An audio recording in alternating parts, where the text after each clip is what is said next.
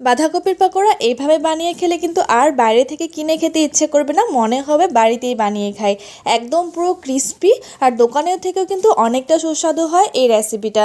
একদমই সহজভাবে তোমাদের কাছে বানিয়ে দেখাবো আজ আমি। কোনো রকম ডিম ছাড়াই কিন্তু বাঁধাকপির পকোড়াটা তৈরি করব। সবার প্রথমে আমি এখানে হাফ বাঁধাকপি নিয়ে নিয়েছি। তোমরা বাঁধাকপির পরিমাণটা কম বেশি করে নিতে পারো নিজেদের পছন্দ অনুযায়ী। এবার বাঁধাকপিটাকে এভাবে পাতলা পাতলা স্লাইস করে কেটে নিয়েছি, লম্বা লম্বা করে। তারপর সবার প্রথমে এই বাঁধাকপির মধ্যে দিয়ে দিলাম হাফ টেবিল চামচ পরিমাণ নুন। নুনটা দিয়ে কিন্তু বাঁধাকপিটাকে বেশ ভালো করে মেখে নেব একটু। এতে করে বাঁধাকপির মধ্যে যে এক্সট্রা জল আছে সেটা কিন্তু খুব সহজে বেরিয়ে যাবে, আর বাঁধাকপি পকোড়াটা একদম পুরো মুচমুচে হবে। এটাকে মেখে 10 মিনিট মতো ঢেকে রেখে দেব। অন্যদিকে আমি এখানে একটা আলু নিয়ে নিয়েছি। আলুটা ভালো করে খোসাটা ছাড়িয়ে ভালো করে গ্রেট করে নিতে হবে। তোমরা চাইলে আলুর পরিমাণটা একটু বাড়িয়েও নিতে পারো, কিন্তু অবশ্যই আলুটা ব্যবহার করে বাঁধাকপির পকোড়ার মধ্যে খুব ভালো কিন্তু টেস্ট অ্যাড হবে এটা। আর বাঁধাকপি পকোড়াটাকে মুচমুচে করতেও কিন্তু খুব হেল্প করবে। ভালো করে গ্রেট করে নিচ্ছি। গ্রেট করে এটাকে ধুয়ে নিতে হবে। আলুটাকে এভাবে ধুয়ে নিলে কিন্তু আলুর মধ্যে যে এক্সট্রা স্টার্চ থাকে সেটা কিন্তু পুরোপুরি চলে যাবে, আর খুব কিন্তু ক্রিস্পি হবে।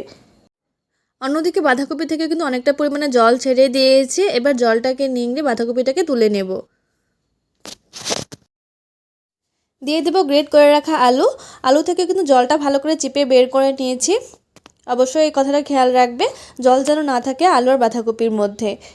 এবার দিয়ে দেবো দুটো মাঝারি মাপের পেঁয়াজ কুচি। বাঁধাকপির পকোড়ার মধ্যে কিন্তু পেঁয়াজের পরিমাণটা একটু বেশি করে দিলে খেতে ভালো লাগে, তাই দুটো বড় সাইজের পেঁয়াজ কুচি দিয়ে দিলাম।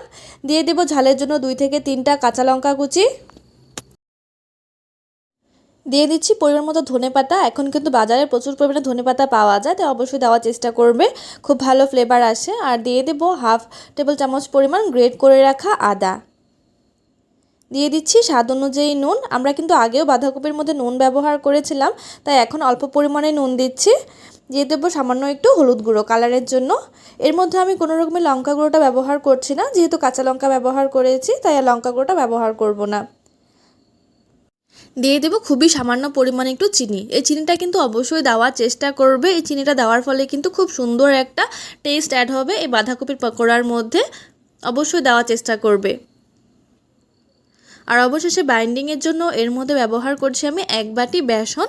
তোমরা এখানে বেসনের পরিবর্তে চালের গুঁড়ো এবং কর্নফ্লাওয়ার দুটো মিক্স করেও নিতে পারো, কিংবা ময়দাও কিন্তু নিতে পারো। এর মধ্যে কিন্তু আমি কোনো রকমের জল ব্যবহার করব না, জল কিংবা ডিম কিছুই দেব না। এই শুকনো শুকনোই কিন্তু বাঁধাকপির সাথে ভালো করে মিশিয়ে নিতে হবে বেসনটাকে। বাঁধাকপি আর পেঁয়াজের থেকে যে এক্সট্রা জল বের হবে সেটা দিয়ে কিন্তু পুরোটা মাখা হয়ে যাবে, কোনো এক্সট্রা জল দেওয়ার কোনো প্রয়োজন নেই।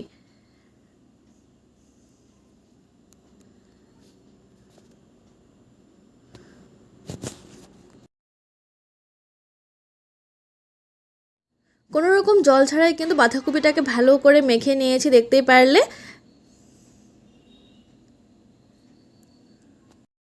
তারপর অন্যদিকে আমি একটা প্যানে তেল গরম হওয়ার জন্য বসিয়ে দিয়েছিলাম। তেলটা পুরোপুরি গরম হয়ে গেলে গ্যাসের ফ্লেমটা একদম পুরো লো করে বাঁধাকপি অল্প অল্প মিশ্রণ নিয়ে একটু চ্যাপটা করে করে কিন্তু ভেজে নিতে হবে। অবশ্যই একটু চ্যাপটা করে দেবে, তাহলে কিন্তু একদম পুরো মুচমুচে হবে।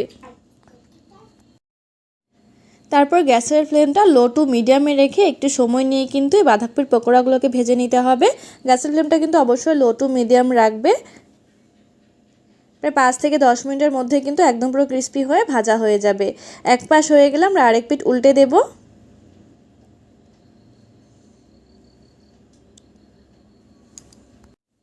দুপাশেই যখন ক্রিস্পি করে ভাজা হয়ে যাবে তখন গ্যাসের ফ্লেমটা একটু বাড়িয়ে দিয়ে আরও 1 মিনিটের জন্য একটু ভেজে নিতে হবে, লালচে করে ভেজে নেব।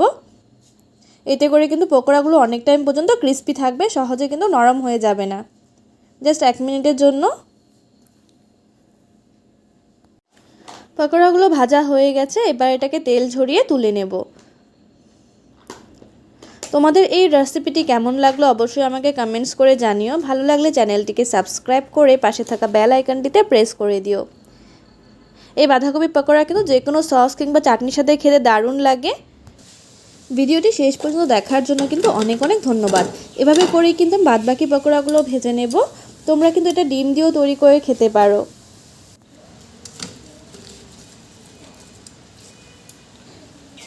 তোমরা কিন্তু এই পাকোড়াগুলো সসের সাথেও খেতে পারো। আমি তোমাদের কাছে এর আগে কিন্তু টমেটো সসের রেসিপি শেয়ার করেছি, কীভাবে তৈরি করতে হয় একদম পারফেক্ট দোকানের মতো। তোমরা চাইলে সেভাবেও কিন্তু টমেটো সস তৈরি করে অনেক দিন পর্যন্ত সংরক্ষণ করেও রাখতে পারবে, কোনো রকম ফ্রিজ ছাড়াই। তো ভিডিওটি শেষ পর্যন্ত দেখার জন্য অনেক অনেক ধন্যবাদ।